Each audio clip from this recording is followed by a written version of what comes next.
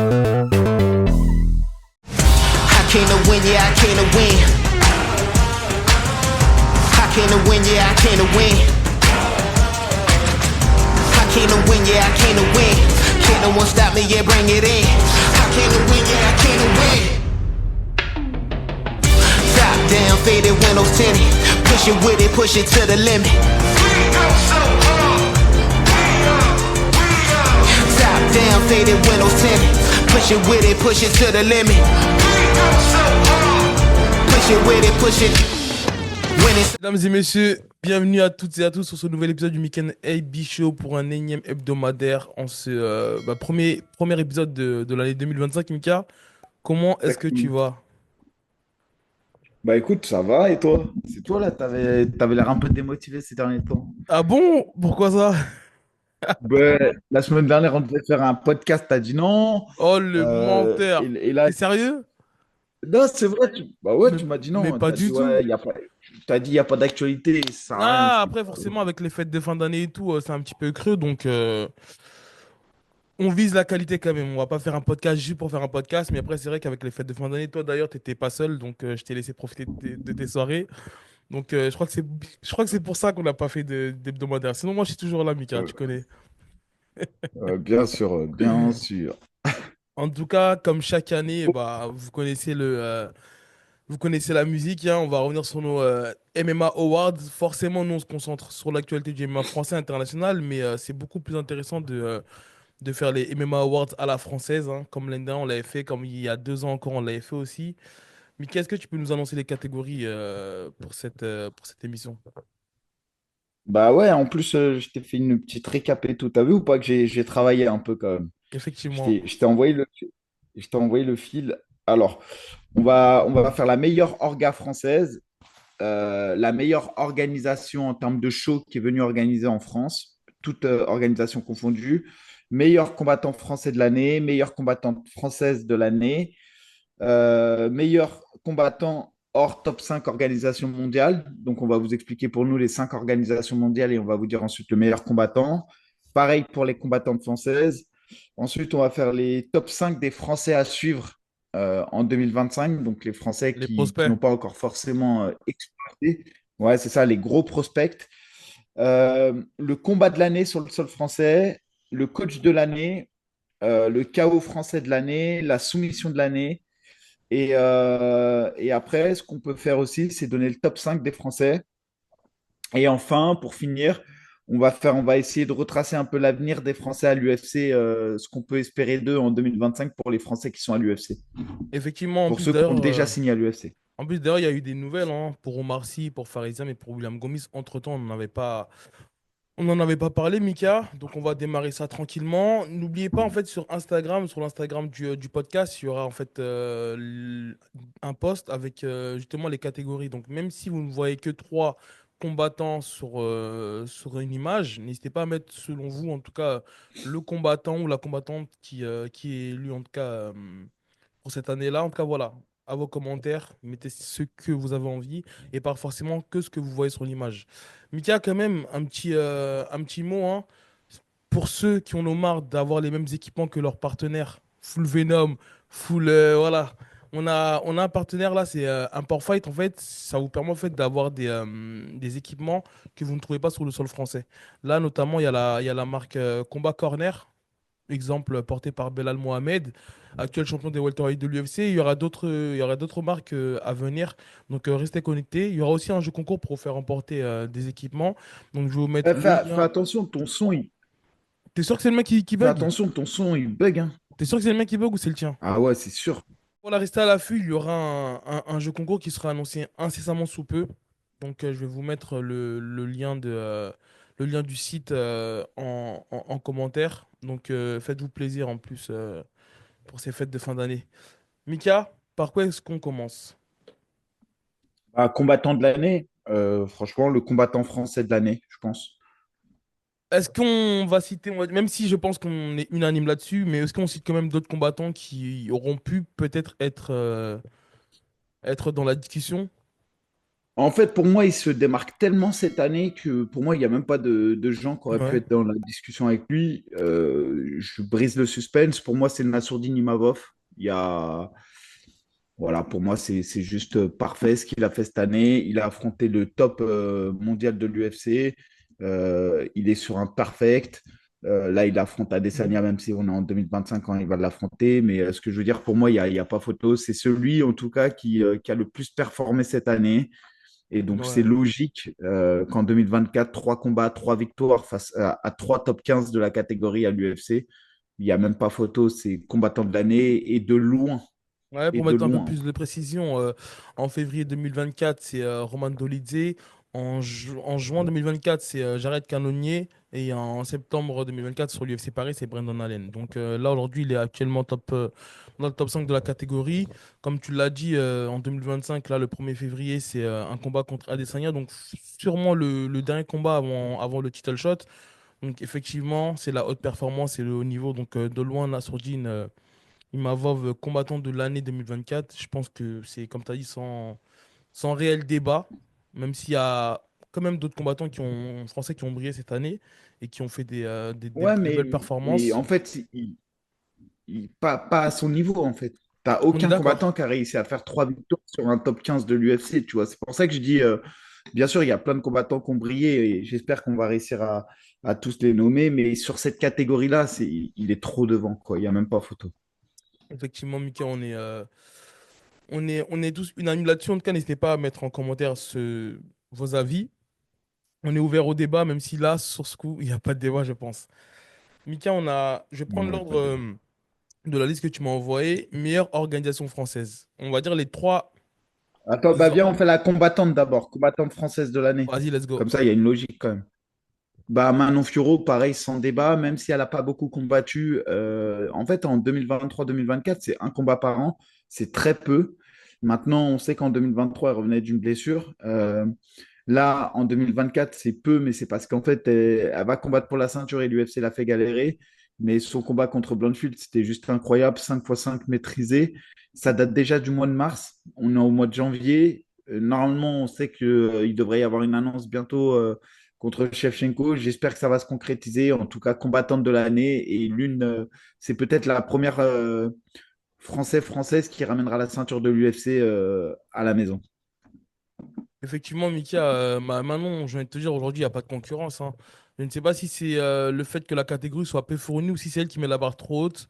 Après, on aurait voulu l'avoir un peu plus active, mais c'est vrai que bah, voilà, ces derniers temps, on a vu qu'il y avait des tweets qui étaient envers la championne actuelle, Valentina Shevchenko. Mais on a l'impression, en tout cas, que l'UFC les faut un petit peu attendre. Après, j'ai vu que Aldric, en faisant une session questions-réponses hier sur Instagram, a dit qu'il fallait encore patienter quelques semaines. Donc, il se peut qu'il y aura une annonce. En tout cas, on l'espère pour elle. Mais ouais, comme tu as dit, ben, Manon, on l'avait élue combattante 2023, 2024. Et bah, je pense qu'elle est encore bien partie pour être la combattante 2025. À part si entre-temps, on voit des, euh, des, des filles comme Laura Cornell monter dans le classement et aller chercher la haute performance. Mais pour le moment, c'est Manon qui confirme son statut, en tout cas, de meilleure combattante une énième fois. Donc, bravo à elle. Donc, voilà, Mika. Ouais. Et... Organisation de l'année maintenant, c'est ça? Je te laisse reprendre le. Ouais, c'est ça. Je vais suivre le fil conducteur que tu m'avais envoyé. Donc, pour la meilleure orga, je pense qu'il n'y a pas photo. Il y a trois organisations aujourd'hui qui se positionnent en tant que leader française. Mais forcément, si je dis trois organisations, c'est qu'il y a un top 3. On a le COF, l'Hexagone et le RS. Donc, je vais te laisser, selon toi, quel orga est numéro une Bah, le aujourd'hui? Ares, le, le Ares toujours. Le Ares, je le mets numéro un. Pourtant, en termes de, on peut dire, hein, il y en a deux qui se détachent vraiment du lot, c'est l'Hexagone et le Ares. C'est vraiment les deux organisations qui se détachent du lot. Mais pour moi, le Ares, ils sont encore devant en qualité de show, dans le storytelling qu'ils font, dans la manière dont ils ont des combattants qui font monter, etc. Je pense que le Ares est encore devant. Maintenant, ce que fait l'Hexagone, franchement, je trouve que c'est pas mal. Chaque année, ça s'améliore. Et là, c'est incroyable. Quand ils ont déjà annoncé le calendrier 2025, je crois, il y a plus d'une quinzaine de dates. Donc, grosso modo, ce que j'aime avec l'Hexagone, c'est qu'on a une visibilité qu'on n'a pas forcément avec le RS. C'est-à-dire que le RS, on est toujours à deux, trois événements dans l'année, mais on n'a pas une grosse visibilité. Alors que l'Hexagone, eux, tu as déjà une visibilité jusqu'à quasi mois de septembre. Je crois Donc qu'on a un peu plus voilà, mais Mika hein, clairement, le sur RS le pour RS. moi, Hein. numéro. On a un peu plus Ok, de 3 là. Cette année, je crois qu'il y a 8 événements pour le RS. d'accord. Après, peut-être que tu comptes pas les formats studio, toi, c'est ça? Enfin, que tu les comptes pas, peut-être que Si, si, si, t'en as pas pris je les compte. compte. Hein. Non, non, je les compte. Je dis juste que quand tu sais, sur la planification à venir, tu vois, quand tu vas sur Tapologie, tu regardes les événements, bah, tu vois Ares 28 janvier et Ares 29 février. Alors que par exemple, tu fais ça avec l'Hexagone, bah, l'Hexagone, en fait, tu as leur calendrier jusqu'au mois de septembre pratiquement. Tu vois ce que je veux dire? Alors que le Ares, tu n'as pas cette visibilité sur l'année Ouais, 2025. on a eu 9 événements pour le RS cette saison, Mika. Et pour l'Hexagone, on a eu peut-être quasiment peut-être un peu plus que 9 événements cette saison. Je vais te dire ça tout de suite, on a eu 9, on en a 1, 2, eu, 3, je sais pas, je peux pas te dire. 7, 8, 9. On a eu 9 événements aussi pour l'Hexagone, Mika. On a eu. Non, après, on peut en compter le dixième, c'était en Hollande. 10, Ouais, le dixième, c'était en ouais, Hollande. en Hollande. C'est un événement qui passe un petit peu sous les radars. Mais en tout cas, voilà. C'est vrai que ça se chevauche, ça se chevauche. Après, il va falloir quand même être vigilant parce que avec le recrutement qu'il y a eu ces derniers temps avec l'Hexagone, on verra s'ils arrivent en tout cas à créer leur star, à créer leur pépite. En tout cas, c'est bien parti avec le recrutement d'athlètes comme Wally Tandja, le combat entre Alain Landouzi et bon, même si ça reste du amateur et Paul Dena. Euh, voilà, les récents médaillés au championnat du monde comme Bafodé. Donc on verra comment est-ce que ça va se structurer tout ça, mais c'est vrai que ça commence à être, on va dire, une concurrence sérieuse, l'Hexagone. Donc on verra comment tout ça va s'organiser, en tout cas sur les premiers trimestres de l'année 2025. Mais actuellement, c'est vrai, pour être objectif, là, sur l'année 2024, le RS garde, pour moi en tout cas, sa tête de leader. Mais maintenant, à voir, il y a l'Hexagone qui suit de très près.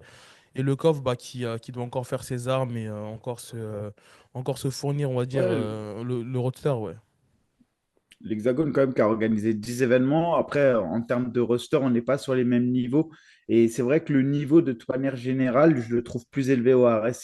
Franchement, quand tu regardes les champions du ARS, je trouve qu'ils sont un cran au-dessus des autres champions, que ce soit Klinkhammer, Sola, Virgil Eugène, chez les moins de 93 kilos, chez les poids lourds avec toi. Je trouve que vraiment le ARS est un cran au-dessus des autres orgas, même en termes de Faudrait niveau. faire Je ne un parle pas que Ares, en termes de. faudrait faire un Ares versus Hexagone. Champion vs Ouais, mais champion. franchement, ça serait incroyable, tu vois. Franchement, ça serait incroyable. Ça a de la gueule quand Je même. trouve ça hyper vendeur. Ça a de la gueule. Bah ouais, un Mathieu, par exemple, là, je pense à Mathieu Leto vs Virgilogène, je trouve que ça a de la gueule. Toi, vs Prince Aounala, ça a de la gueule. Après, les autres KT, je les ai pas tous en tête, Il y a Abou contre mais je pense que. Baris. Abou contre Ah, mais Baris, Baris, je crois 161. qu'il. Ok, c'est un Si, 61, Baris. c'est en bantamweight. Après, t'as Michael Alarouche qui est en 57, mais là, actuellement, il n'y a pas de champion chez les moins de 57 à Arès. T'as en moins de 93, bah, il n'y a pas de catégorie de moins de 93 justement encore à l'Hexagone là. Et je crois que la catégorie elle va être officialisée par le combat de Bafodé qui va arriver au mois de février. Mais ouais, non, ça peut être pas mal. Ça peut être pas mal en tout cas. Et ouais, donc voilà. En tout cas, pour la meilleure organisation française, je pense qu'on est tous unanimes là-dessus. Mais pareil, hein, n'hésitez pas à dire ce que vous en pensez dans les commentaires. Ensuite, Mikia, tu avais noté le meilleur show sur le sol français. Les meilleurs shows sur le sol Ouais. français. Est-ce qu'on peut dire que c'est le KSW Bah, qui a eu pour lieu moi, dans la Défense Arena? bah, il y a les deux. Il y a l'UFC, c'était toujours incroyable en termes d'ambiance. Maintenant, en termes de show, lumière, spectacle, je trouve que le KSW, c'est au-dessus. Après, en termes de ressenti spectateur, je pense que les gens qui ont vécu de l'intérieur, c'est-à-dire ceux qui étaient présents dans l'arène, ont préféré l'UFC parce que il y a toujours une ambiance particulière dans un Mhm. UFC. Par contre, en termes au niveau télévisuel, c'est-à-dire au niveau audiovisuel, quand tu regardes le KSW, c'est incroyable. Je te jure, pour l'avoir vécu, tout est gigantesque. C'est Mais en plus, toi, incroyable. tu l'as vécu de l'intérieur, donc il y a des choses que tu n'as pas vues, alors que moi, je l'ai vécu en tant que spectateur. Donc, après, moi, j'étais pas à ce moment-là Mais à l'UFC, j'étais en Écosse, mais cette UFC-là, donc j'ai pas participé cette année. Mais franchement, le show du KSW, je suis sûr, il était incroyable. Les face à face et tout, moi, ça m'a rendu dingue. Donc, moi, si tu me posais la ouais, question, c'était je te bien, dirais que, ouais. C'est pour ça ouais. que et moi, comme l'UFC, je sais pas c'est lié à quoi, mais l'UFC 3 était le moins bien des trois UFC Bah, en je termes pense que c'est d'ambiance. aussi le fait qu'on commence à être un petit peu habitué. Mika, on a des événements chaque semaine, chaque mois. Donc forcément, je pense qu'il y a moins d'attente, peut-être. Il y a moins d'attente, même si ça s'annonce toujours sold out avant même qu'il y ait l'annonce d'un combat. Mais je pense que le public commence à être aussi éduqué au MMA. Donc il y a peut-être moins de hype autour de tout ça. Mais en tout cas, le premier et le deuxième, c'était la folie. Surtout quand on sait qu'il y en aura peut-être quasiment chaque année. Donc à un moment donné, c'est vrai peut-être qu'il y a moins d'attente et moins d'ambiance à un moment donné. Mais bon.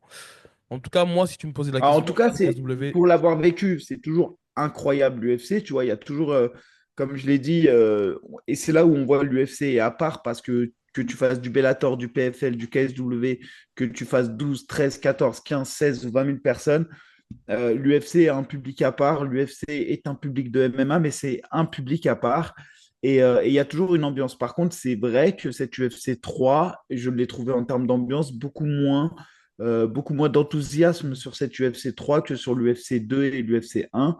Et en termes de show, si je note que le show et le spectacle, je trouve que le KSW est devant.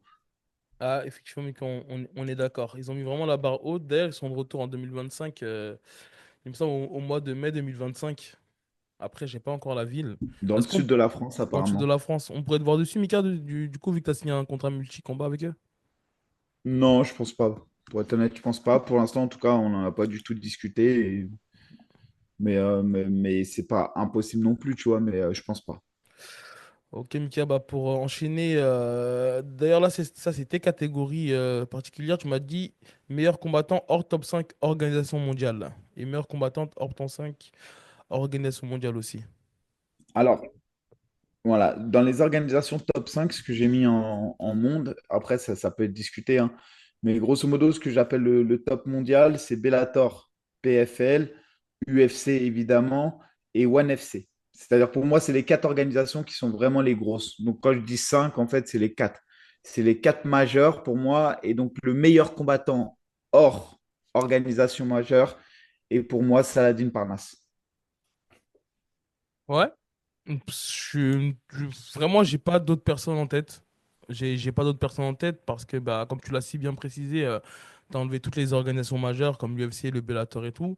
J'ai envie de te dire, il nous reste l'Octagon, le KSW, le Cage Cash Warriors et Warrior. celui qui performe à plus haut niveau, en tout cas hors UFC, hors Bellator, etc. Ouais, c'est Saladin. Je pense qu'il y a, il y a, il y a, il y a pas de doute là-dessus. Ouais, Euh, puis il met quand même il met KO Valeriu Mircea à Paris lors du KSW 93 en avril. Là, il revient à Paris en décembre. Il met KO Wilson Varela. Bon, voilà, c'est deux combats, deux victoires, deux KO à Paris.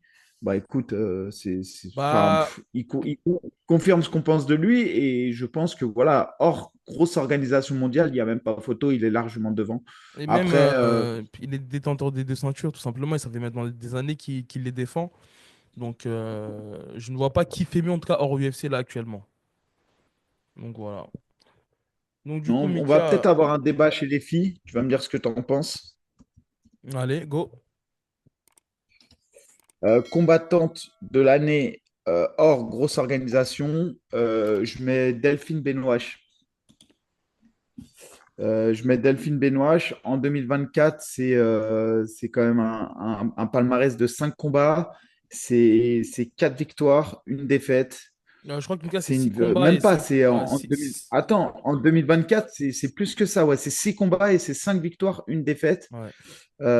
C'est un Franchement, c'est une fille, elle s'entraîne dur, elle combat bien. Même dans la défaite, quand elle a été ultra dominée, parce qu'on peut le dire, elle a quand même été ultra dominée, mais elle a été résistante, elle a fait preuve de courage jusqu'à la dernière seconde. Et je trouve que bah, vraiment, c'est la féminine sur qui on peut compter. Actuellement, je trouve que c'est celle qui performe le plus dans les moyennes organisations. Je sais Et, pas si tu vois.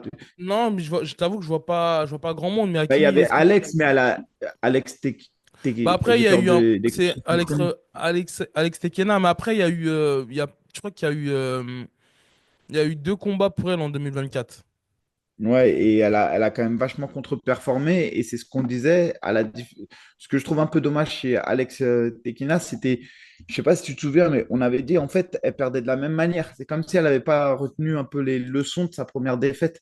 Et c'est ce que j'avais été, on va dire, entre guillemets, un peu déçu, puisque elle aussi, elle combat quand même à un certain niveau et les filles sont dures. Mais c'est vrai que j'ai trouvé en fait qu'elle avait perdu. Au sol et que c'était tout le temps la même chose. Un étranglement arrière, elle donne trop facilement les étranglements et je ne l'ai pas vu super progresser. En 2024, c'est que 2 combats, une Donc, victoire une et victoire, une 7 défaite, défaites. ouais. Mm. Alors que Delphine, c'est quand même 6 combats, 5 victoires, une défaite, même si peut-être que le niveau des adversaires de Delphine en début d'année, ce n'était pas le même niveau que vers la fin d'année. Mais je trouve que dans l'ensemble, Delphine a fait plus a beaucoup plus prouvé. Non, je te rejoins là-dessus, Mika. Je te rejoins, franchement, non, il n'y a pas de débat, je pense, là-dessus. Forcément, on aurait été peut-être plus. On aurait eu plus d'arguments si elle avait gagné son combat, Delphine, pour la ceinture du coffre, parce que après, c'est vrai que la barre, elle était quand même haute, hein. C'était une adversaire qui était classée 55e mondial, il me semble. Mais en tout cas, il y a eu une grosse activité pour elle, parce qu'il faut dire que 6 combats en 2024, c'est 6 préparations, 6 cuttings, donc ça use quand même, hein. Donc elle a eu un gros volume, et franchement, bravo à leur équipe, parce qu'il faut le faire quand même, hein. Surtout pour un début de carrière, généralement, c'est un peu plus, peut-être moins de volume en tant que dans le combat, et surtout, on va dire, des adversaires un peu plus. Tu sais, on va dire, on va plus chercher, on va dire, à avoir une construction de carrière. Et franchement, ils se sont jetés dans le grand bain assez rapidement. Et ça a été un risque quand même. Et bon, on a vu que le risque, malheureusement, il n'a pas payé parce qu'elle est tombée sur un gros morceau. Mais en tout cas, voilà, il n'y a pas eu d'autres combattantes françaises qui ont fait les mêmes performances qu'elle, et on va dire le même volume de combat qu'elle, en tout cas, en 2024. Donc on est d'accord là-dessus, Mika. Ensuite, ensuite, top 5 des Français à Top suivre. 7, le, T'avais noté des noms, ouais. toi, déjà, sur ça. Donc, Ouais, en t'avais... gros, moi, ma Hein. position, elle a pas changé. J'ai Azael Adjudge, moi, que je trouve juste, encore une fois, je le représente, mais que je trouve incroyable. L'air de rien, c'est un gars qui vient de battre, cette année, il a battu 2 victoires, une au Bellator, une au PFL. Il prend un mec qui a 6-0, il le bat. Il prend un mec qui a 9-1, il le bat. Bon, voilà, c'est un tueur à gage. Aujourd'hui, en carrière, il a 9-1. Sur ses victoires, c'est 3 en KO, 2 en soumission et 4 à la décision. Il a combattu 7 fois au Bellator, c'est 6 victoires et une défaite au Bellator, c'est une victoire au PFL. C'est clairement quelqu'un sur qui on peut compter en 2025. Il a 25 ans, il est tout jeune. Donc voilà, c'est vraiment un tueur à gage. Faut le suivre. Il fait partie des combattants, en tout cas, qui me fait vraiment kiffer quand je le vois combattre. Et t'avais aussi noté Aboubakar Younussov, Mika, qui est actuel champion des Bantamboys de l'ARES. Ouais, Euh, Younsouf que je trouve incroyable aussi. Clairement, je pense qu'il a le niveau pour aller dans les très grosses organisations. Le seul bémol que j'ai avec Younsouf, mais c'est un petit bémol, attention, c'est mhm. vraiment, je kifferais qu'il soit plus dans la soumission quand il est au sol. Je trouve qu'il a un jeu, il a une dominance incroyable, c'est-à-dire qu'il domine ses adversaires quasiment 25 minutes sur 25 minutes. Il a vraiment, il domine, il domine. Tu sais Il y a pourquoi peut-être un petit problème sur la. Ouais. Non, c'est pas, je suis dur, je te dis ce que Non, j'aimerais voir, tu tu vois. sais, mais en fait, on en avait déjà parlé. Tu sais pourquoi est-ce que je te trouve dur? Parce que sur les... Attends, ouais, laisse-moi être sûr, hein. Sur les 5 combats qu'il fait à Arès, t'en as 3, t'en as 2 par soumission, t'en as une par KO et t'en as 2 à la décision. Oui, mais c'est le Donc t'en niveau, fais il une n'était pas de la généralité. même chose. Tu vois, à part contre Mustafa Haïda, c'est incroyable. La performance qu'il avait fait contre Mustafa Haïda, j'ai été le premier d'ailleurs. C'est à partir de ce moment que je me suis dit, ce mec est vraiment un crack.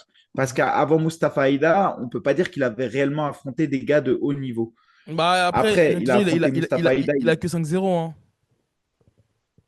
Ouais, mais justement, avant ça, il affronte un mec qui a 2-2. Après, on lui donne un mec qui vient de la boxe taille. Ensuite, il affronte un mec qui a 2-0. Et là, c'est vrai qu'il les termine tellement rapidement que tu te dis, OK, bon, on le construit. Non, mais à Ensuite ce vient moment-là, en gros, Mustafa Aïda ce que je veux derrière. dire, c'est qu'à ce moment-là, il a 3-0. Ça veut dire que les mecs qu'il Exactement. prend, Et il c'est fait que des des mecs. finishes. Mhm. Mais derrière, c'est pour ça que je te dis, quand il prend Fabricio Nunes, le Brésilien, qui a un peu un short notice, ou Matheus Malta, c'est vrai que la domination qu'il met dans le combat, elle était. En fait, à aucun moment il est en danger. Il domine tellement, tellement, tellement que je me dis juste s'il rajoute dans son jeu un peu de soumission, ça pourrait vraiment être à des galaxies. Après, c'est du détail, attention, hein. Il fait partie des 5 gars sur qui je mise pour l'avenir du MMA français. Donc, encore une fois, je trouve entre guillemets une critique pour trouver une critique. Mhm. Mais c'est juste ça. La seule chose que j'aimerais dans son jeu, c'est peut-être un peu plus de soumission au sol. Maintenant, c'est un tueur à gage. Et t'as aussi noté Baïsongor Shamsudinov, Mika Baki, sur les prospects à suivre Bah, en. Baki, moi qui. Baki, en fait, ce que j'aime le plus chez lui, entre guillemets, c'est sa maturité. Mhm. J'ai l'impression, franchement, le combat contre Doumbé, hormis le combat et ce qui a été proposé dans le combat contre Cédric Doumbé au mois de mai, c'est plus la maturité dont il a fait preuve. C'est-à-dire aller dans une salle qui est quasiment acquis à la cause de Cédric Doumbé, où il entend des Baki t'es mort, ou même le staff du PFL s'amuse avec le public en disant Baki t'es mort. Ça veut dire il vient dans une salle avec un parti pris et au-delà de la performance, contre-performance, le résultat, l'épine, pas l'épine, on s'en fout. C'est la manière dont il a abordé ce combat à son âge. Je pense que même des adultes, des hommes de 40 ans, 35 ans et tout, seraient beaucoup plus assujettis au stress. Si on remet les choses dans le contexte, ce gars-là, il est né le 16 août, le même jour que moi, il a 23 ans. C'est-à-dire que le mec a quasiment 14 ans, c'est pas quasiment, il a 14 ans de moins que moi. Et le gars gère la pression certainement mieux que des gars qui sont âgés de mon âge. Et ça, c'est impressionnant chez lui. Il a un record de 8-0. Voilà, clairement, c'est le combattant sur qui aussi il faut compter dans l'avenir du MMA français. 23 ans, faire ce qu'il a fait, très très peu de gens peuvent le faire. Et je crois qu'il faut se rendre compte de ce qu'on dit quand on a 23 ans. Aujourd'hui, je vous invite à regarder le palmarès des amateurs. Les mecs, ils ont des palmarès des gros palmarès amateurs, ils sont très forts et certains ont plus de 23 ans. Donc imaginez lui où il en est à 23 ans, c'est juste incroyable. Ouais, moi, ce que j'aimerais ajouter, c'est juste, je pense, en fait, ce qui manque à Baki aujourd'hui, c'est le manque de finish, parce que c'est quasiment que des décisions dans son palmarès. Et malheureusement, cette année, on l'a vu qu'une seule fois combattre. C'était lors du combat contre Cédric Doumbé qui avait lieu au mois de mars, quasiment peut-être un an maintenant. Ouais, ça fait quasiment presque un an d'inactivité. Donc, forcément, à suivre, il est vraiment prometteur. Comme tu as dit, il a une maturité de combat qui est incroyable pour sa jeune carrière et pour son jeune âge, faut le préciser. Mais maintenant, c'est vrai qu'on aimerait le voir un peu plus actif déjà et avec un peu plus de finish. Parce que même lorsqu'il surdominait ses adversaires lors des combats à Arès, on voyait qu'il lui manquait ce petit truc-là, tu sais, pour accélérer et pour finir les Au combats. sol. Ouais. Ouais. Je pense que c'est pareil qu'un Younoussov, c'est des mecs qui ultra dominent leurs adversaires. Et peut-être que la marge de progression pour être vraiment extraordinaire, entre guillemets, c'est cette petite marge au sol, ces petits détails techniques qui font qu'ils pourront soumettre plus rapidement. À l'image d'un Shimaev, par exemple, qui arrive et qui pulvérise ses adversaires au sol.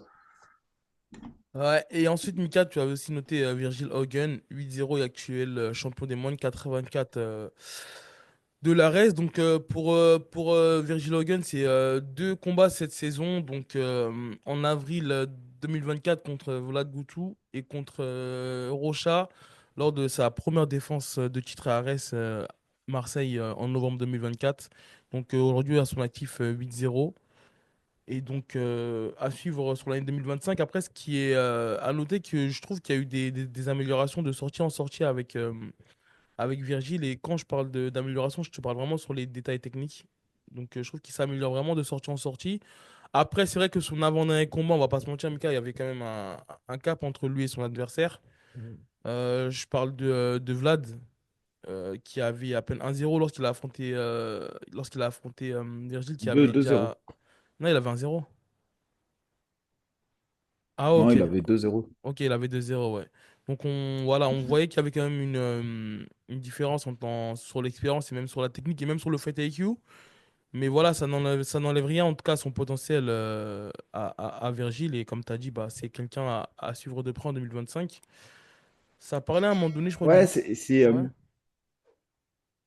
non, Virgile, je le trouve très fort, vraiment. Et voilà, c'est pour ça que je le cite, parce que je pense qu'il fait partie de ces gars-là qui ont le potentiel pour aller loin.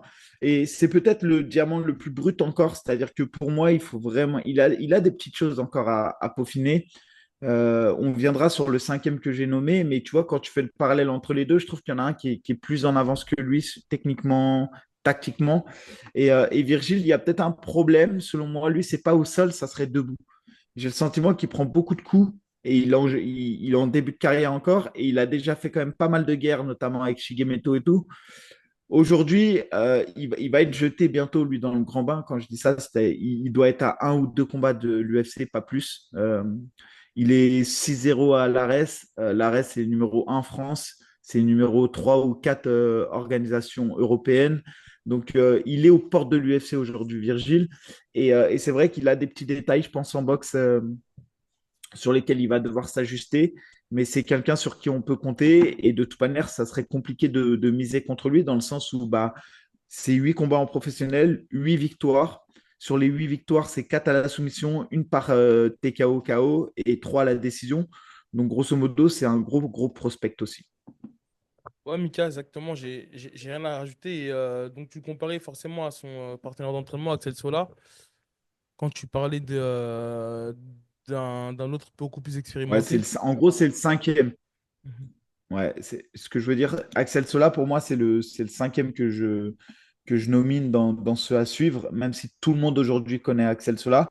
Mais vas-y, je te laisse finir. Mais c'est vrai qu'Axel Sola, je le vois encore à des années-lumière devant. Non, pour résumer en tout cas sa saison 2024, c'est le fameux combat face à Daguerre qui a fini en no contest. Enfin, non, en décision. Comment on appelle ça? C'était un, ouais, c'est un no contest. Il y a eu match nul en gros entre lui et Daguerre. Et après, t'as eu sa défense de titre face à Soslan Gagloev lors de l'ARES en septembre. Donc, c'est deux combats en 2024 pour une victoire et un match nul. Et d'ailleurs, il est reprogrammé sur sur le premier ARES de l'année à Nice. Mais en tout cas, voilà, on sait le potentiel qu'il a. On sait la carrière amateur qu'il a eue. On l'avait reçu d'ailleurs récemment dans un podcast. Et j'ai envie de te dire que c'est vrai il est très prometteur de par son style et de par son expérience et et de par sa maturité de combat aussi, Axel. Ouais, Axel, c'est vraiment, moi vraiment, il m'impressionne par sa maturité. Le combat de Daguerre, on y reviendra après, mais combat incroyable avec des Mm. rebondissements. Il arrive à survivre à un premier round où beaucoup auraient jeté l'éponge. Il revient dans le combat au 2, 3, 4. Il relâche au cinquième. Il se refait prendre par un Daguerre qui est survolté. Le combat, il était incroyable et il a prouvé en tout cas Axel Sola qu'à son âge, il était capable de rivaliser avec ce qui se fait de mieux en Europe. Et donc, hâte de voir la suite pour Axel Sola.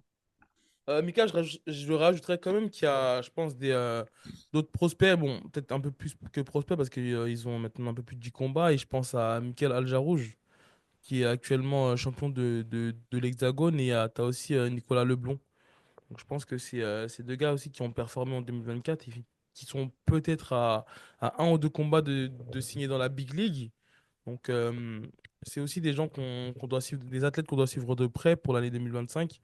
Il y en a peut-être forcément d'autres qu'on oublie, donc n'hésitez pas en tout cas à les mettre dans les commentaires. Après, voilà, on oublie, mais on fait aussi, en fait, on fait aussi des choix. C'est-à-dire que clairement, tu vois, quand je prends le top 5 moi, dans ma tête, j'essaye de varier les catégories, tu vois. J'essaye d'aller dans chaque catégorie, regarder ce qui se fait. Et c'est vrai qu'actuellement, dans la catégorie de Younoussov, bah, on a Younoussov, on a Djarouj et on a Leblond. Et de mémoire, Younoussov, il pourrait descendre dans leur catégorie, je crois. Une fois, il avait parlé de pouvoir Mhm. combattre dans cette catégorie. Mais ce que je veux dire, c'est que bah, du coup, je me suis dit, voilà, qui m'impressionne le plus entre les trois? Et je suis obligé de dire, je pense que Younoussov, c'est aujourd'hui très, très, très, très, très fort. Et c'est pour ça que, effectivement, tu as raison, c'est pas pour occulter les autres, au contraire, faut en parler. Mais c'est vrai que je pense que Younoussov aujourd'hui mérite, en tout cas dans cette catégorie-là, d'être cité, quoi. Et Voilà, si mais vous c'est vrai. regardez un peu ce que je vous ai cité, j'ai essayé de citer un peu toutes les catégories. Voilà. Après, encore une fois, comme il dit IB, on est ouvert à la discussion. N'hésitez pas à partager vos idées avec nous. C'est ça, Mika. Ensuite, tu as mis combat de l'année sur le sol français. Donc, on a cité les deux à l'instant.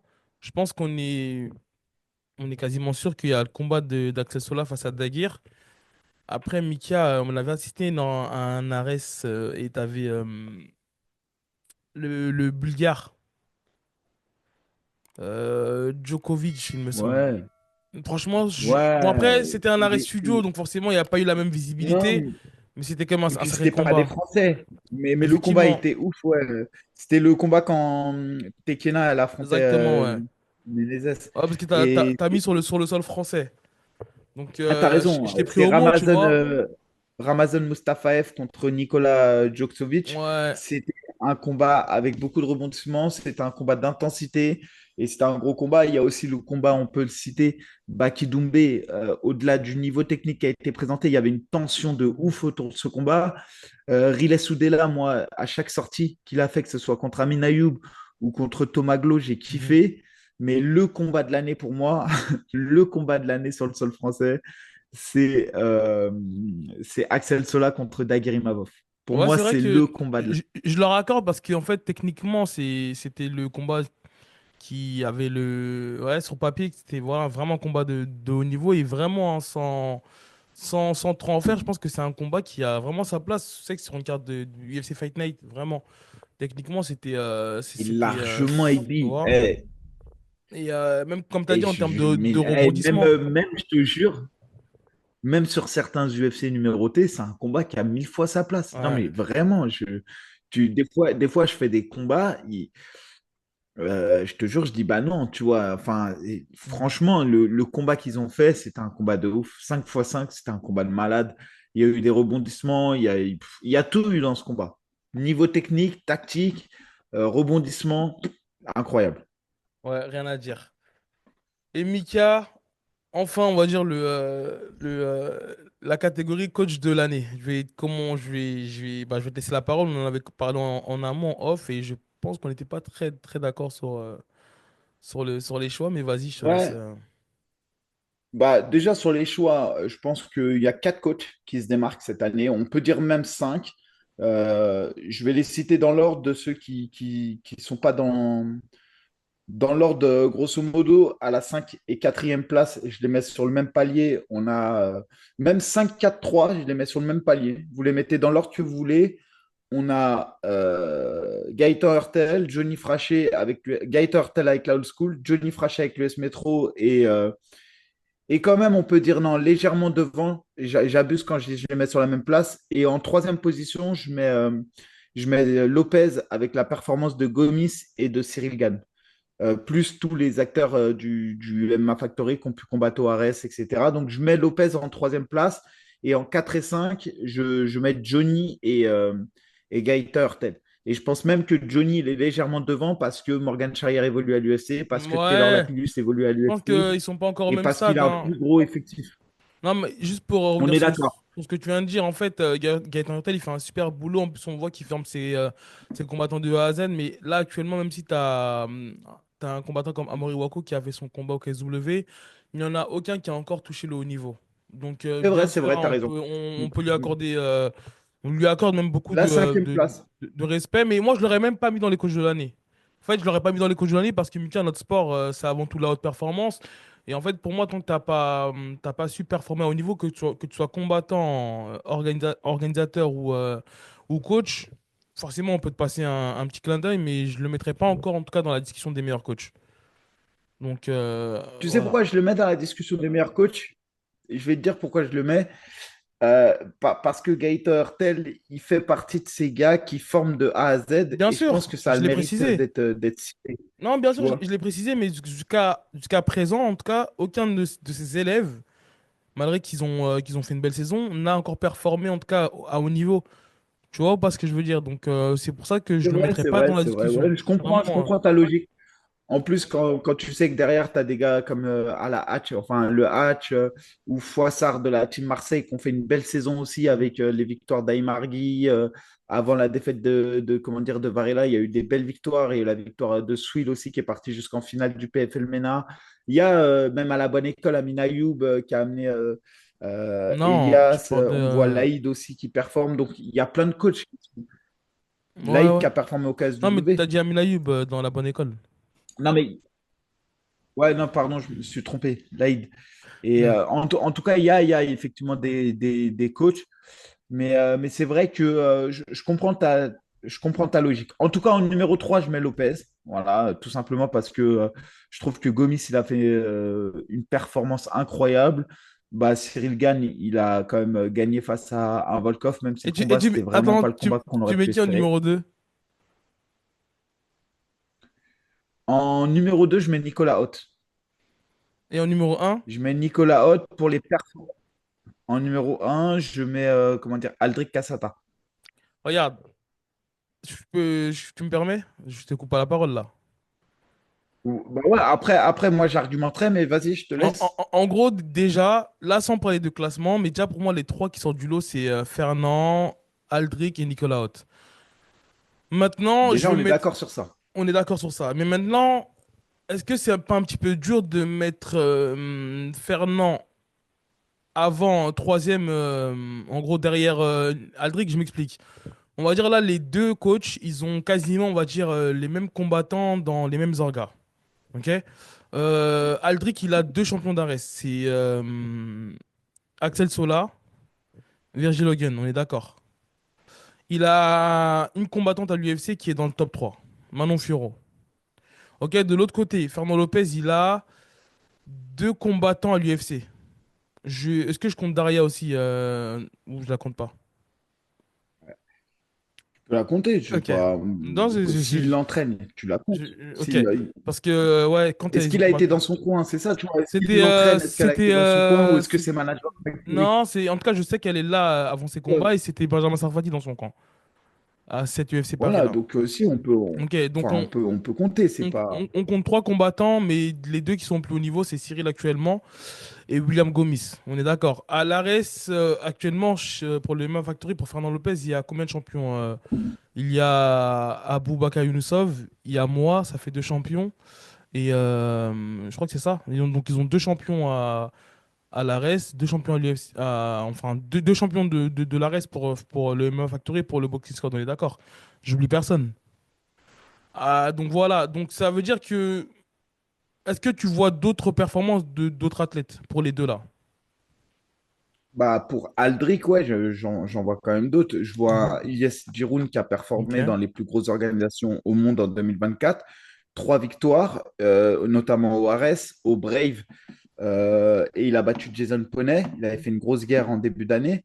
Ensuite, on a Virgile, donc tu l'as dit, et Axel Sola. On a Manon Fiorot. On a Baris qui a la ceinture de, comment dirais-je, de D'Hexagone. l'Hexagone. Ouais, et qui enchaîne les belles performances avec Mhm. des beaux KO. En 2024, c'est quand même trois victoires. On a Nikita qui va faire la ceinture contre Kai en début d'année. Pareil, en 2024, c'est deux victoires. Il signe un bonus avec un beau combat contre Di Franco.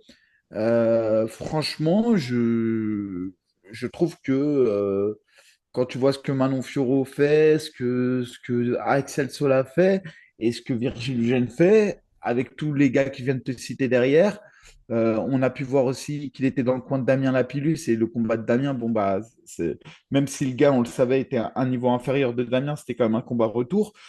Euh, j'ai le sentiment quand même que la méthode Aldric fonctionne bien en ce moment et pour moi, il mérite cette année en tout cas le titre de coach de l'année. Moi, c'est mon avis, tu vois, c'est Je le respecte, hein, non, vraiment c'est mon je avis. le respecte, mais je fais vraiment en sorte de prendre du recul et de comparer, que ce soit pour les coachs, pour les combattants. Et en fait, j'ai l'impression qu'ils sont un petit peu sur le même piédestal. Mais maintenant, quand je regarde au plus haut niveau, c'est toujours ma base, Mika. Je vois William Gomis qui bat Brito. Je vois Cyril Gane qui bat Volkov, mais peu importe le nom qu'il a battu, c'est vraiment le fait qu'il soit dans le, je crois, top 2 actuellement. Donc voilà, je me dis peut-être que ça pèse un peu plus lourd aussi dans la balance. Tu vois, je me dis peut-être que ça pèse un Bah petit peu plus après, lourd dans la... t'as quand même t'as une Manon Fiorot qui bat Blanchfield quand même. Bien sûr. Tu vois ce que Ah, je veux dire? C'est ah pas non, non, rédhibitoire. bien sûr, mais tu sais, regarde, si tu veux, en termes de performance, Manon et Cyril, ils sont Et vraiment attends, sur... toi, et, et attends, moi je mets Nicolas Haute en deuxième. C'est-à-dire que pour moi, Nicolas Haute est même au-dessus de ce qu'a pu faire Lopez parce que je trouve que le travail qu'il fait avec un gars comme Jorik, une victoire à l'octagone, j'ai trouvé bien le combat qu'il a fait. Avec Nassourdine, bah, on recite les Mhm. performances de Nassourdine en 2024, mais je crois qu'aucun combattant n'a fait ce qu'il a fait. C'est-à-dire que prendre trois gars top 15 en 2024 dans une KT comme chez les 84 kilos, c'est incroyable. Le travail qu'il a pu faire avec Delphine Benouache, 6 combats, 5 victoires, bon, malheureusement une défaite, c'est incroyable. Derrière, il a fait un travail de ouf avec Wissam Akmouche. On l'a vu lors de la sortie du Ares et j'ai trouvé un Wissam quand même qui était particulièrement Ah, propre mais dans ce qu'il a Mika, non mais proposé. attends, mais Euh, dans ce cas-là, il faut que tu ailles chercher aussi d'autres performances qui ont été faites par le MMA Factory, et je sais pas, dans d'autres organisations. Dans ce cas, Bah si... ouais, bah moi je reste sur le Ares, je reste sur les grosses orgas, si tu regardes bien. Je reste sur les grosses orgas françaises, Hexagone, KOF, Ares, et je regarde à l'UFC. Après, si tu as des combattants du MMA Factory, si tu me dis Lopez, il a coaché tel gars au Bellator ou je sais pas où, Non, dis-moi. mais Mika, Mais moi non, mais je l'ai pas pas vu forcément, non, beaucoup mais pas dans... forcément, non, attends, pas forcément coaché. On sait que par exemple, Aldric, forcément, il a plusieurs gars, il peut pas être dans le camp de tout le monde. Pareil, bon, à part Oui, Nicolas, parce que lui, il fonctionne mais qui? autrement. Bah, écoute, Mais cite-moi qui? attends, je vais essayer de checker. Par exemple, une saison pour Jordan Zebo, c'est combien de combats, combien de victoires cette saison? Je vais vérifier en direct, hein. Je vais vérifier en direct. Non, mais Voilà. je te dis ça parce que tu as été Bah, cité des gars comme non, Wissem mais Marmouche avec. Zebo, t'as raison. Voilà, Zebo, Exactement, t'as raison de le citer. C'est trois victoires et En plus, tu sais quoi?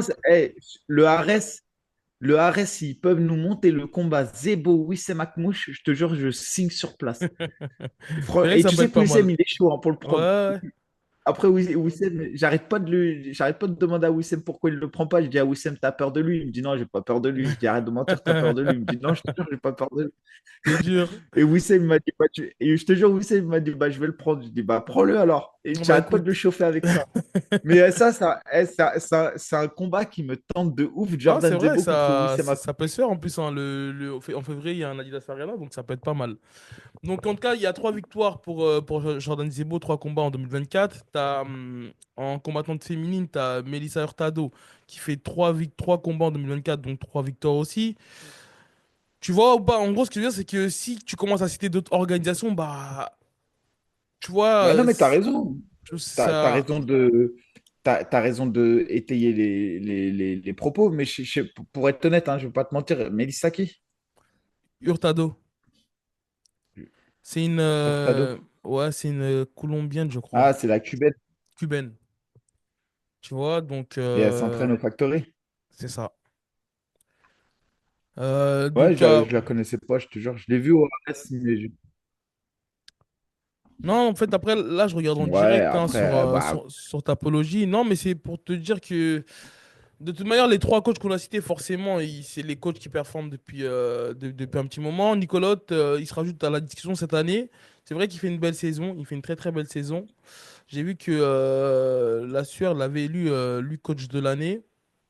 Maintenant, moi, je le mets numéro 2 derrière Aldric. Pour être honnête, je mets Aldric, Nicolas Hott et je mets Fernand Lopez en 3. Et derrière, je mets Johnny Frachet, parce que quand même, il a fait des belles performances avec Morgan Charrière et Taylor Lapillus, etc. Mais après, comme je dis, il y a tellement de bons coachs. En réalité, tu vois, le fait de désigner des top 5 des fois, c'est vrai que ça. On a Guy Turtle, je trouve qu'il fait un travail fantastique en formation. On a Hatch qui fait un travail incroyable avec ses jeunes prospects. On le voit au 100% fight, même s'ils n'ont pas encore éclos. On voit le travail avec Saadine Parnasse. Fouassar, l'artillerie, il sort une quantité ouais, monstrueuse non, de mais gars, combattants. je te jure, La hein, bonne école, il sort des combattants. on peut en citer Mais des bons dans coachs. les coachs, non, mais c'est pour ça que c'est important de mettre un peu en lumière le travail des autres. Mais dans les coachs de l'année, moi, en tout cas, c'est ma vision. On le fait, hein, on le Aldric, fait, hein. Nicolas et. En tout cas, écoutez, dites-nous ce que vous en pensez dans les commentaires. Est-ce que Mika, on va pas faire un système de vote où on va mettre des commentaires et le commentaire qui a Si, le on plus de peut, votes, hein. il sera élu Parce coach de que l'année, combattant de l'année. Comme ça, bah, on vous fait aussi Bah, toi, donne, participer. donne déjà Je te ton jure, j'ai avis, du mais un mal. vrai top Non, 3. non, le top Non, 3 comme je t'ai dit déjà, sans le mettre dans l'ordre, t'as Nicolas Hott, Fernand Lopez et Aldric Assata. non, non, non, non. Moi, je veux que tu mettes dans l'ordre. Comment, Non, je veux que tu mettes un ordre. que je mette un ordre.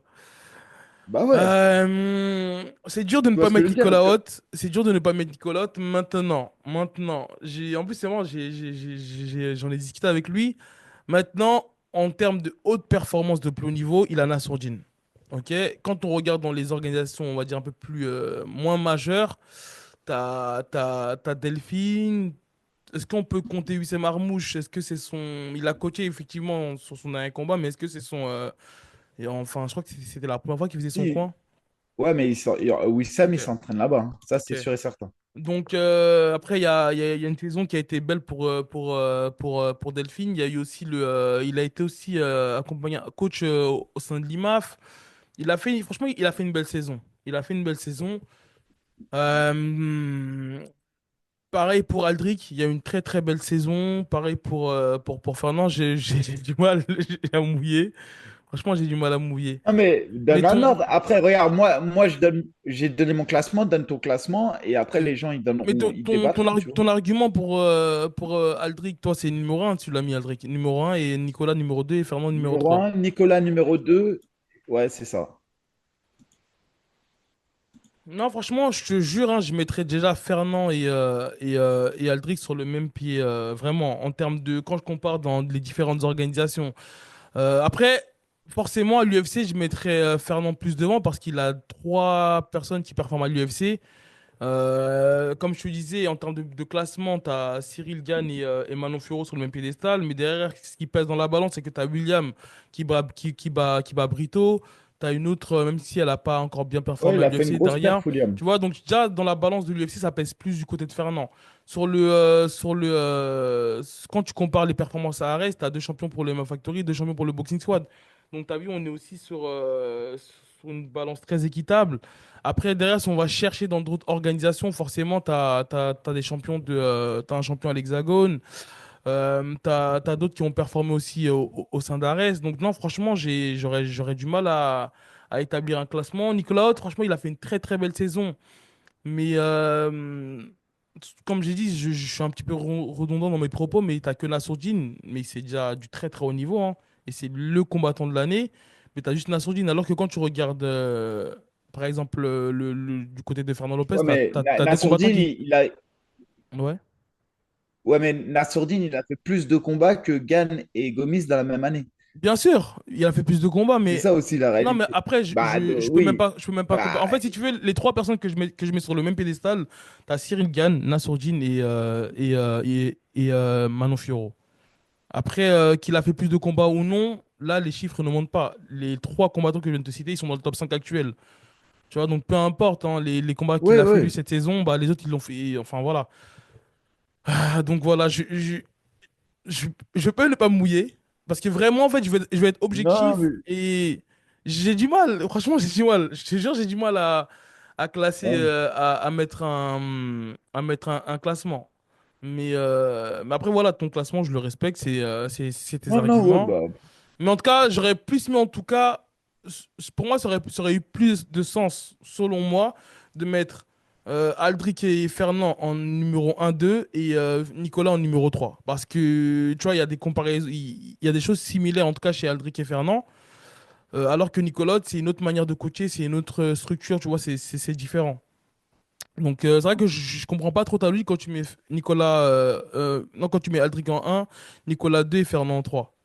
Sachant que Aldric et Fernand, comme je t'ai dit, hein, j'ai donné mes arguments, mais quand tu les entends, je pense que Bah, c'est un peu du. comme je t'ai donné, ouais. Je t'ai donné le nombre de ceintures, pris une ceinture près à l'Hexagone, deux ceintures au Ares, la performance de Giroud qui revient fort, la performance de Manon Fiorot à l'UFC. Ensuite, sur le Nicolas Hott, c'est la performance avec Nassourdine Imavov, ce qu'il a réussi à faire avec Delphine Benoît, ce qu'il fait avec Jorik et Wissem à un niveau plus faible. Et ensuite, bah, Lopez, ce qu'il a fait avec Gomis et Cyril Gann, et ce qu'il fait avec un Younousov au Ares, etc. C'est c'est ça, hein, pour moi, les éléments marquants du. C'est ce qui me permet de faire comment dirais-je, mon classement, tu vois. Après, ça peut se débattre, hein. Franchement, ça se débat, hein. Mais ouais, en tout cas, moi, c'est comme ça que je me positionne. Non, non, bien sûr, j'entends. En tout cas, dites-nous ce que vous en pensez dans les commentaires. Comme j'ai dit, on va faire des votes dans les commentaires et on va fonctionner, on va dire, avec des likes ou avec des commentaires. Et celui qui remportera, qui aura le plus de commentaires ou de likes sera décerné meilleur coach, meilleur combattant. Après, voilà, il y a des catégories où il n'y a pas de débat, hein, comme quand on parle du combattant de l'année, on va pas se mentir, c'est la sourdine devant tous les autres. Et non, donc voilà. Ensuite, Mika, on avait C'est un. bon. Ouais, on avait un. Ensuite, on a les cinq combattants de l'année 2024, le top 5 en 2024. Moi, pareil, je ne mets pas dans l'ordre. Je les mets pas dans l'ordre et je fais combattant, combattante. Bah, sans surprise, j'ai Nassourdine, Cyril Gann, Benoît Saint-Denis, Manon Fiorot et Saladin Parnasse. Ouais, on l'avait fait en plus il y a quelques mois, ça, et c'était exactement les noms qu'on avait mis. Et tu l'as pas mis dans l'ordre, on est Ouais, moi, d'accord. je reste sur ça. T'as dit quoi? Tu l'as pas mis dans l'ordre, Non, là, pas on est d'ordre. C'est d'accord. les cinq. C'est en plus. Non, puisque c'est pas les mêmes catégories, c'est pas le même niveau d'adversité, c'est pas le même nombre de combats dans 2024. Mais en tout cas, c'est ceux qui combattent au plus haut niveau français actuellement, selon moi. Ouais, ouais. Et après, t'avais fait un top 20 l'année dernière, pound for pound. Là, tu l'as pas fait là cette année. Je crois que t'avais fait un Ouais, top mais 15. Non, c'était une non, je grosse l'ai pas fois. fait, ouais. Non, non, je ne l'ai pas fait cette année, mais parce que c'est compliqué en fait. Il y a des KT où tu en mets deux, trois, il y en a où tu vas en mettre qu'un, mais parce que le niveau d'adversité, tu vois ce que Mhm. je veux dire, et à chaque fois, ça pose des gros débats. Par contre, ce qu'on peut faire, c'est le chaos de l'année sur le Le- sol français. Alors, le Moi, je code. mets Faresiam contre Frévola.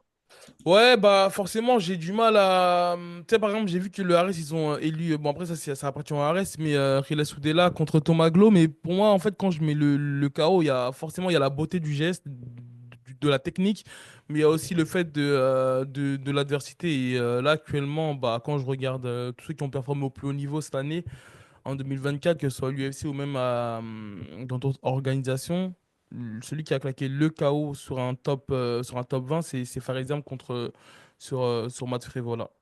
Donc, Ouais, franchement, celui c'est. de Morgan Charret, il était pas mal aussi, hein, le crochet gauche là, Ouais, bien sur sûr. Miranda. Non, il y a eu des belles choses, mais c'est vrai que, on va dire, comme je le redis et je le redirai encore, c'est sur la haute performance, le mec qui a KOté le gars qui est pour le plus haut niveau, c'est Faresiam sur Matt voilà. Donc, on est d'accord là-dessus, Mika. Et la soumission de l'année par les combattants français. Je vois pas qui. T'as noté quelqu'un? Bah, en tout cas, celui qui a mis la soumission, on va dire, au plus haut niveau cette année, selon moi, c'est Oumar Sy, avec son entrée à l'UFC. Ouais. Je crois, je ne sais plus son adversaire, comment il s'appelait, la Tuco, ou je ne sais plus comment il Mhm. s'appelait, mais c'était son tout premier combat à l'UFC, et donc bah, soumission de l'année pour Oumar Sy. Moi, Après, il y a certainement eu plus beau en termes de beauté, j'imagine, puisque la soumission qu'il a mise, c'est une soumission classique. Mais en termes de beauté, premier combat à l'UFC, tu arrives, t'inscris ton nom de cette manière-là. Encore une fois, dans le contexte, je trouve que c'est Mhm. c'est ce qui mérite d'être élu. Maintenant, pour être honnête, il y a des années où il y a des soumissions de ouf. Cette année, j'ai pas vu. J'ai pas vu par un Français une soumission genre incroyable. Franchement, ou alors je suis passé à côté, je suis désolé, mais j'ai pas vu. Non, non, mais l'année dernière, on avait noté qui en soumission de l'année? Est-ce que tu te rappelles? C'était pas Abdul. Je Je crois sais que pour un pas. combat qu'il avait fait en début d'année 2020, Après, il y a eu 2023. Mansour aussi hein, qui a mis une finition un peu comme Oumar Sy cette année là. Sur son Ouais, c'était dernier combat, récemment au PFL MENA, ouais. c'était pas mal, mais pareil, je trouve que dans le contexte, Oumar Sy, ça mérite vraiment la première place. Je crois qu'on a fait le tour, Mika. Et est-ce qu'il n'y avait pas une dernière catégorie? Non, le Euh, dernier truc que je voulais faire, c'est on passe en revue un peu les combattants français à l'UFC. Désormais, il y en a 11 combattants français et on prédit un peu le futur pour eux, comment on voit la chose pour 2025. Bah ouais, juste à noter, bah, pour parler d'Oumar Sy, il y a un combat qui a été annoncé pour le mois de mars contre un top 15. Je vais juste aller sur la page Tapologie pour pas écorcher le nom de son adversaire, Mika. Mais c'est De contre son adversaire. Alonso Minfield. Donc c'est sur l'UFC Fight Night qui aura lieu le 22 mars. Donc c'est contre un adversaire qui est classé numéro 15. Donc c'est un adversaire quand même qui a 13 combats à l'UFC. Ouais, qui a 13 combats à l'UFC, donc non, même 14 combats à l'UFC. Donc il est vraiment expérimenté. Et il est numéro 15, donc ça, c'est un ticket d'entrée en fait pour entrer dans le top 15. Pour un troisième combat à l'UFC, je trouve que c'est prometteur et on voit que l'UFC, voilà, ils ont des projets pour Omar. Donc c'est un beau test, c'est un beau step-up aussi.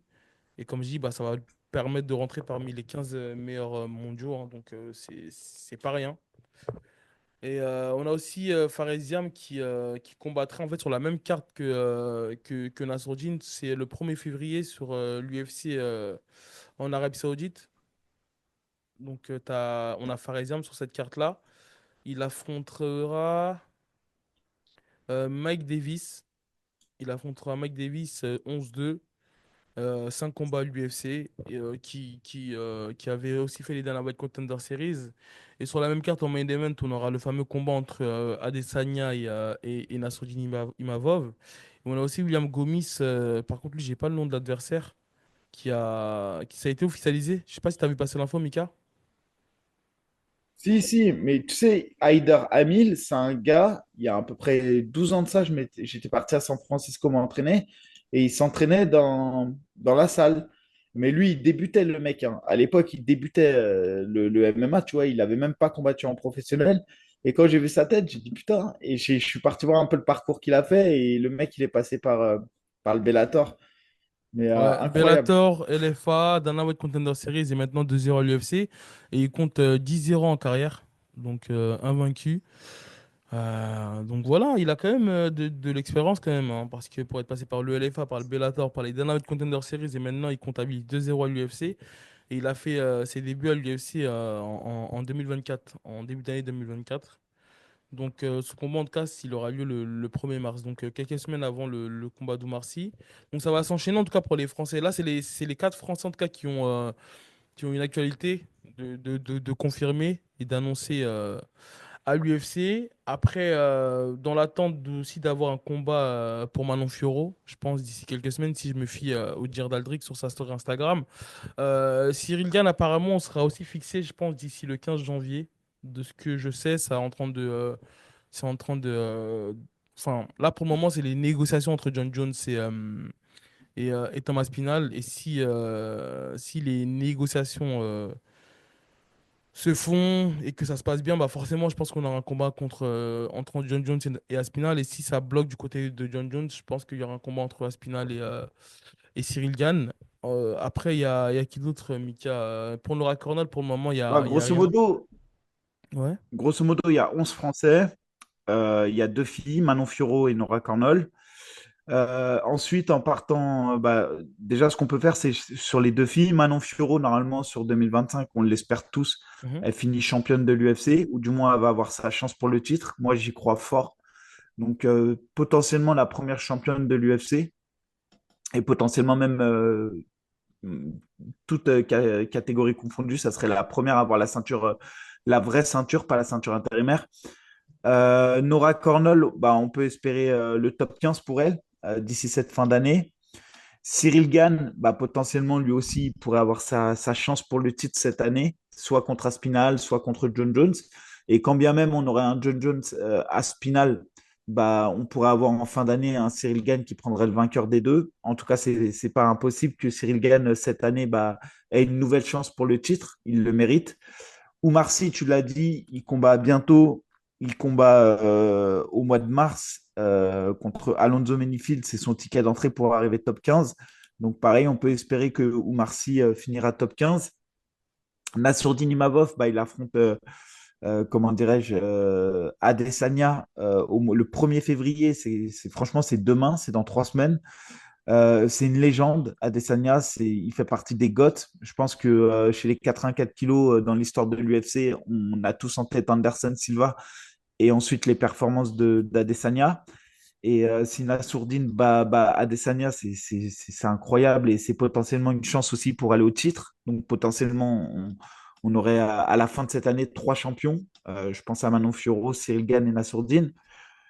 On a Kevin Jousset qui, lui, à l'UFC, il est sur une défaite, donc il va devoir se relancer. Je pense que c'est pas cette année qu'il sera top 15, mais voilà, je pense qu'il va monter dans les classements et que potentiellement il va s'en rapprocher. On a Benoît Saint-Denis qui est en top 15 cette année et qui va devoir batailler pour garder sa place dans le top 15. Je pense pas que cette année, ce soit l'année où il va aller rusher beaucoup de places devant lui, mais je pense que c'est une année dans laquelle il va gagner, il va reprendre confiance et il va essayer de stabiliser sa place entre la 15e et la 10e place. Pas forcément essayer d'aller top 10. On a Fares Ziam, lui, qui va avoir sa chance contre Mike Davis. C'est un combattant solide, Mike Davis. Il n'est pas, de mémoire, il n'est pas classé Mike Davis, mais c'est 4-1 à l'UFC. C'est encore un combat qui peut rapprocher Fares du top 15, mais je pense que Fares, s'il signe encore deux victoires, il rentre dans le top 15 des 70 kilos cette année. Morgan Charrière, lui, il va faire son trou petit à petit, il va se rapprocher du top 15, même si je pense que c'est pas cette année, forcément, où il va aller rusher dans le top 15, mais je pense que cette année, il va enregistrer des belles victoires encore et il va se rapprocher petit à petit du top 15. William Gomis, lui, clairement, il est à un combat du top 15. Je pense que même si Haider Hamil, je comprends, est pour moi bien moins classé que Brito, donc je ne comprends pas trop l'UFC, parce que j'ai l'impression que là, ils lui font un petit cadeau à Gomis, dans le sens où, voilà. Et l'air de rien, Gomis, il est potentiellement l'un des rares, voire des seuls combattants à avoir enchaîné 5-0 à l'UFC. Il y en a très peu qui l'ont fait. Très, très peu qui l'ont fait. Donc, c'est incroyable son histoire. Et donc, je le vois bien arriver top 15 fin de cette année. Et Taylor Lapillus, c'est un peu le trouble. Je ne sais pas s'il continue à l'UFC ou s'il signe ailleurs. Il ne donne pas beaucoup de nouvelles, Taylor. On a spéculé la Et, dernière fois, on euh, avait vu et une en tout photo. cas, Non, je disais qu'on ouais, ouais, spéculait. ouais. Quand on a vu la photo avec le KSW, On on s'est dit spécule. peut-être une signature Ouais, comme je ailleurs. l'ai vu en discussion avec, exactement comme je l'ai vu en discussion avec les patrons du KSW, je me suis dit, putain, le filou, ça se trouve, il, euh, il- il est quelque part parce qu'en fait, Taylor, il a fait ses quatre combats. Je crois qu'il avait un contrat de quatre combats avec l'UFC. Il a fait ses quatre combats, trois victoires, une défaite. Et voilà, et Taylor, l'air de rien, même s'il est jeune, hein, 32 ans, mais c'est quand même un âge où on réfléchit peut-être aussi à une sorte de pérennité financière et peut-être qu'il se dit qu'il serait mieux payé dans d'autres organisations. Je ne sais pas. En tout cas, il est très secret. Pour l'instant, il ne communique pas. S'il reste à l'UFC, j'espère il finira top 15. Et s'il va dans des grosses organisations, je pense que il ira rusher vers la ceinture et des gros chèques. Mais voilà un peu l'avenir que je pressens pour nos Français à l'UFC. Et je ne sais pas si on se rend compte quand même, mais on a 11 combattants français à l'UFC. Sur les 11 combats, il y en a 3 qui sont très proches de la ceinture. Il y en a quasiment un, 2, 3, 4, 5, 6, 7, 8, 9 sur les 11 qui sont aux portes du top 15, enfin qui sont soit dans le top 15, soit aux portes du top 15. Et franchement, c'est incroyable. On a une vraie belle délégation française à l'UFC. Et j'ai hâte de voir les nouvelles signatures françaises à l'UFC parce que je trouve que ça nous réussit plutôt bien. Et si tu regardes aujourd'hui les Français qui sont signés à l'UFC, je pense que l'UFC ne s'est pas trop trompé sur le recrutement. En Ouais, c'est réalité, vrai. tu vois, on peut dire ce qu'on veut à chaque fois, mais quand tu regardes là qui reste actuellement à l'UFC, il n'y a pas de. Il n'y a que C'est méchant à dire, mais il n'y a des pas de bons maillon soldats. faible. Non, mais Ouais, c'est une belle délégation. ça se prouve que par leur performance, hein. Après, on espère d'autres signatures sur l'année 2025. Et non, en espérant que l'avenir ne soit que radieux. Et Mika, on n'a pas fait le management cette année. Tu te rappelles, il y avait une polémique avec la série et tout, mais finalement, en fait, en réalité, ils n'avaient jamais fait de awards pour le management. Après, la saison dernière, on avait élu la Bulgarian Top Team. Je pense que cette saison encore, il n'y a pas eu de grands changements en termes Ouais, mais je pense, tu sais, en fait, je dis la Bulgarie Top Team parce qu'à chaque fois, tu vois, moi, je me place sur l'UFC, sur ce qu'ils arrivent à placer avec l'US. Parce qu'il faut savoir que la Bulgarie Top Team, ils travaillent par exemple avec l'US Metro, Mhm. qui est grosso modo l'US Metro. Il faut se rendre compte que je pense qu'en termes de licenciés pro, c'est peut-être la plus grosse team actuellement. Je me trompe peut-être, mais j'ai l'impression que toutes les semaines, ils combattent. Donc, en fait, forcément, ce que je me dis à un moment donné, moi, ce qui m'intéresse, c'est de voir les ratios de combat et de victoire. Et d'ailleurs, Pelletier, il a communiqué là-dessus il n'y a pas longtemps. et il avait montré le nombre de combats et le nombre de victoires qu'ils avaient fait cette année. Et c'est quand même incroyable. Maintenant, j'ai pas ces chiffres pour les autres teams, Mhm. donc c'est difficile de comparer. Maintenant, si je dois me fier à, entre guillemets, à mon ressenti comme ça, j'ai le sentiment que la Bulgarie Top Team, ouais, ça marche plutôt bien pour eux. Ouais. Maintenant, je sais Non, pas, non, je je te peux dis, pas te dire. y a pas eu de grands changements. Après, est-ce qu'on peut privilégier le volume de combattants? En gros, est-ce qu'un combattant dans le top 3 ça équivaut, Bah, par exemple, tu vois ou voilà, pas ce c'est que je veux ça. dire? Donc, Bah, c'est c'est exact. subjectif en vrai de vrai. Après, c'est nous qui faisons les catégories, mais c'est vrai que c'est à prendre en compte tout ça. C'est à prendre en compte tout ça parce que peut-être qu'un combattant qui est détenteur du titre, ça vaut plus que 10 combattants à l'UFC qui sont dans le top 15, hors top 15 et tout. Donc il y a pas mal de choses à prendre en compte en réalité. Mais bon, en tout cas, voilà, on tient quand même à saluer les performances de chacun. N'hésitez pas à dire en tout cas ce que vous en pensez dans les commentaires. Mika, je pense que c'est tout pour nous. On a fait le tour, on a bien échangé. Ouais, je regardais l'ordre du jour là et effectivement, je pense qu'on a tout fait. J'ai bien illustré l'avenir des combattants UFC. On peut pas se permettre de le faire dans toutes les organisations, donc c'est pas qu'on boude les autres organisations, Non, mais comme on a dit, mais ça c'est comme reste ça un sport de performance, donc forcément, on va se fier exactement. Et au plus haut niveau, hein, donc ça marche toujours comme ça. Non, je crois que c'est bon pour nous. Je crois que c'est bon pour nous, Mika. On va quand même revenir ouais, bah, j'ai tout dit. Je crois prochainement, hein, qu'on très prochainement avec des émissions spéciales guests. On est en train de rafistoler le studio pour qu'il soit un peu plus beau. Voilà. ouais, c'est vrai. Il y a une Ouais. petite on a fait une petite campagne comment dire, de décoration. Normalement, ça Mhm. devrait être sympa, mais en réalité, tout prend du temps. Je te jure, par contre, ça, j'ai remarqué.